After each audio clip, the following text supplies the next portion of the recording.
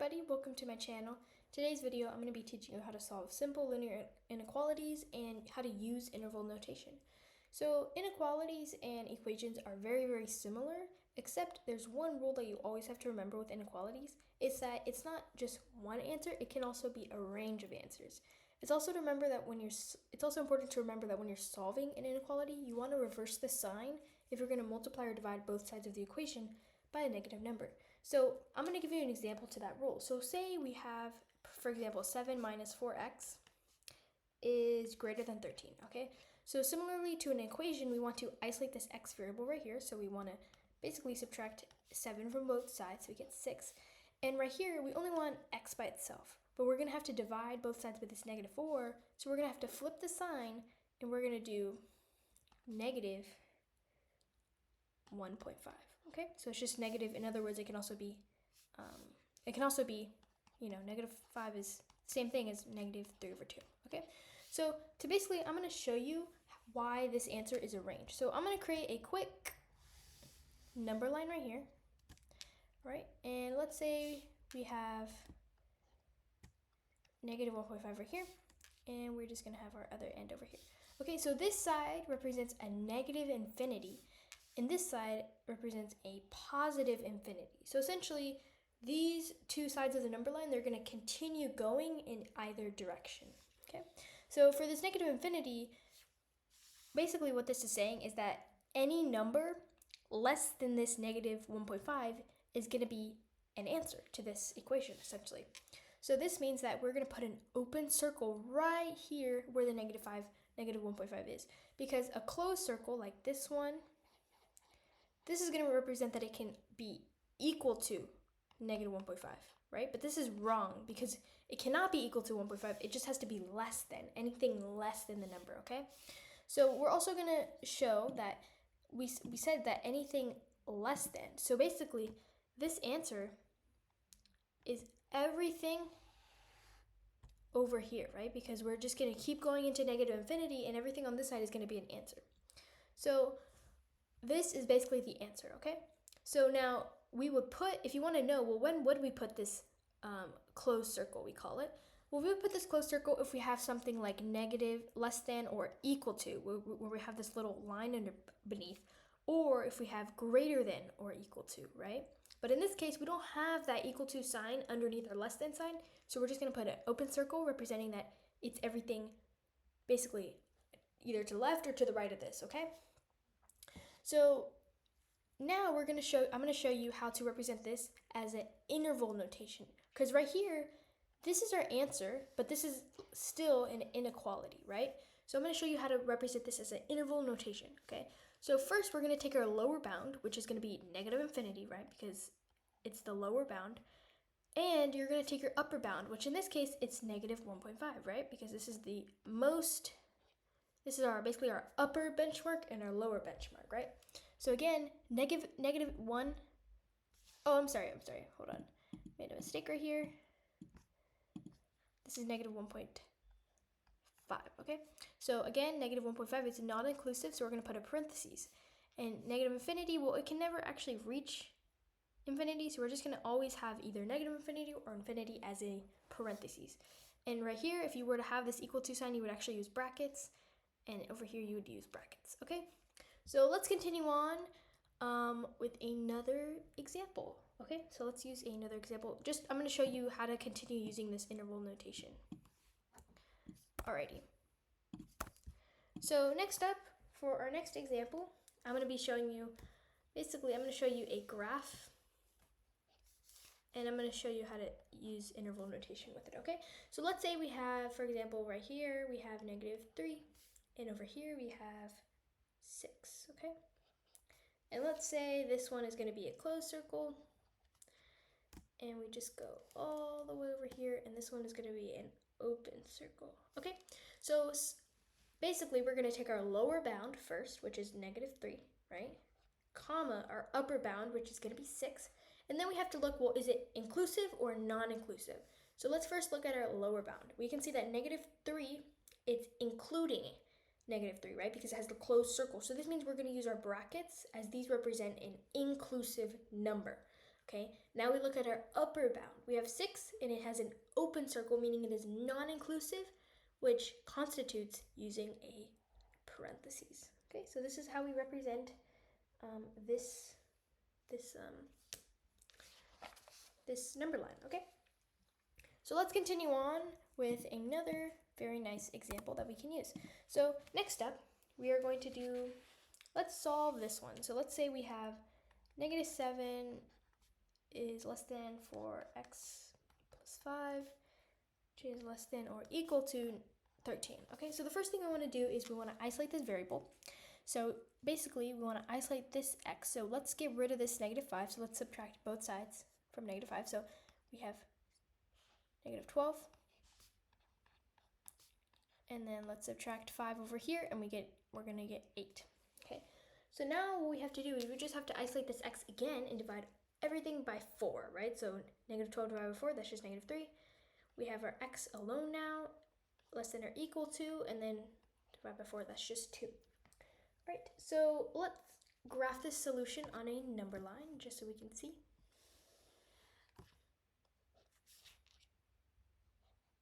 Right, so we have our lower bound right here as a -3 and our upper bound right here as 2.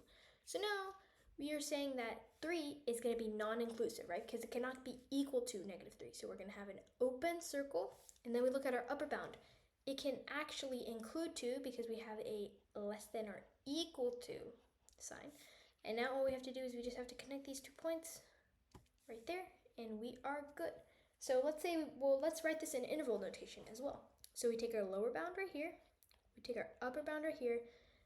Our lower bound is going to be non-inclusive, which constitutes parentheses, and our upper bound is going to be inclusive, which constitutes brackets. Okay, so this is just another way to write it. So again, this is just, you can write it either like this, because this is we'll just say this is in inequality form, and then this one is in interval notation form. Alrighty, so thank you, and let's continue on. Alright, so let's grab a problem that is very, very, let's grab another problem that's very, very similar. Okay, so let's say we have, -17 is less than 5 minus 2x is less than or equal to 9. Okay, so the first thing we want to do is isolate this x, so let's subtract 5 from both sides. So we have -22 is less than -2x, which is less than or equal to 4. Okay, so now what we have to do is we have to isolate this x. So basically, we're going to have to divide everything by this -2, right? So this is going to become a positive 11, but remember, because we're dividing by a negative number, we have to flip our sign, right? So it's going to point the opposite direction. And then again, this is going to flip the sign over here, and this is going to turn into a -2 value. Okay, so also, you can also rewrite this as, remember how we usually have our lower bound on this side and our upper bound over here? You can just rewrite this, just make sure that the arrow is pointing the same direction as the number, so it'll turn out like this. And if we want to represent this on a number line, we can do that right here. So we have our lower bound on this side, which is going to be -2, and our upper bound over here, which is 11. Now -2 is going to be inclusive, so closed, and our upper bound is going to be non-inclusive, so it's going to be an open circle. Now if we want to write this as interval notation, we just take these 2 bounds. -2 is inclusive, so bracket, and 11 is non-inclusive, so parentheses. And there you go. Alrighty, so this seems pretty simple now. So I'm going to introduce a new topic. So let's say we have, let's say we have this really nice big number line right here, right? Okay, and let's say we have -5 right here, and let's say we have 1 right here. Okay, so let's say this is inclusive, and we just continue going on this way, and let's say over here this is going to be non-inclusive, and we continue going on this way, right? Well, let's say, how do we write this as interval notation, right? How do we write this as interval notation? So the first thing I'm going to ask you is, well, what's the lower bound? What's the upper bound, right? So in this case, it seems like we have 2 lower bounds, right? Because first up we have x is basically less than -5 over here, right? Which this is everything. And then we also have x is just greater than or equal to 1, right? And so these are two of their own inequalities. So this means we're essentially going to have two different number or ranges for our interval notation. So let's write this. So the first one we have our lower bound is going to be -infinity, right? Because this basically just represented everything going to -infinity. This side is everything represented to infinity, right? So our first bound is going to be -infinity, which is going to be non-inclusive. And then we go to -5, which is going to be our upper bound, which is also non-inclusive, right? And then over here, we're going to notice that our lower bound is going to be 1, but this is inclusive because it's closed circle. And we're just going to infinity as our upper bound. And this is obviously non-inclusive because infinity or -infinity cannot be inclusive. So now we have two kind of ranges for our interval notation. So what do we do, right? What do we do here? So we're actually going to use this symbol called union, right? We're going to represent it up here. This is called union. And essentially what union does is it combines two ranges that are not a part of each other, right? So basically what union does is it's going to combine these two ranges, because as you can see, there's kind of like this space in between them that they don't meet each other. They're never going to meet each other. So this is why we use union, so we can combine these two ranges. Okay, so we have -infinity, and we're going to combine the ranges almost, right? And to infinity, okay? So this is going to be our answer. All right, so we also are going to continue on, right?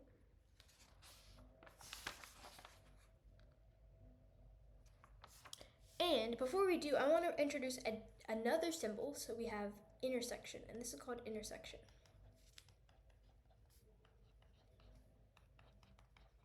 And so what intersection does is it basically combines, or it basically takes what's in common, right? So let's say we had like maybe like this is like a 2 right here. Let's write this in a different color. So let's say maybe we had let's say we have like a 2 right here, and we have maybe a 3, and it's just from 2 to 3, right? So basically what intersection is going to do is it's going to take everything that's in common between two ranges. So as we can see, we take this range right here, so from 1 to basically infinity, and it just takes what's in common. So as we can see, what's in common, well, that's just going to be 2 to 3. Okay, so it's basically just going to take what's in common, okay? All right, so let's continue on. I believe we can go to, let's go to one last word problem, okay?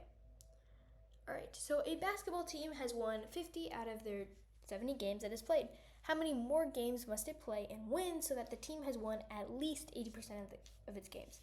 All right, so the first thing I want to notice is I want to highlight my keyword. So I have 50 out of 70 games. So this means essentially they have a 5 out of 7% win, right? Because these are our wins and these are the games. So we have won 5 out of 7%, okay? So how many more, there should be many. So how many more games must they play if they want to win? Okay, 80%, okay? So basically their goal is to get all the way to 80%, right? Which is just this, or you can write it as 0.8, which is probably what I'm going to write it as also. All right, so basically let's create our equation, okay? So we have 5 over 70. So let's just keep this at 50 over 70. And we need to figure out, well, how many more games? So let's just put how many more wins.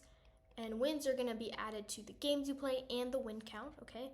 And we want this to be at least 80%, right? So this wants to be greater than or equal to 0.8 at the most, right? Because we want to have at least 80%. All right, so now what we have to do is we just have to cross multiply, right? Because this is essentially equal, this is kind of over an invisible 1, right? So we cross multiply, and then we just multiply this. So 70 times is going to be 56 plus 0.8 W. Right? So now what we have to do is we just have to isolate our numbers. So let's move let's move this over. So we're going to move our 0.5 over here. So we're going to subtract that from 1, and we get 0.2w. And we're going to subtract 50 from 56, so we just are left with a 6. Now all we have to do is let's just multiply this whole thing by 5 so that we can get an even w. And we just get this is greater than 30. So essentially, they have to win at least 30 more games, okay? So this is a pretty simple question. Okay, well, thank you guys for watching. Please feel free to drop a comment, any more topics you want me to cover, and thank you for watching. Again, this was how to simplify simple inequalities and a really brief basic overview of interval notation. All right, thank you, and I'll see you next time. And also feel free to subscribe and check out my other videos in my Algebra 2 playlist.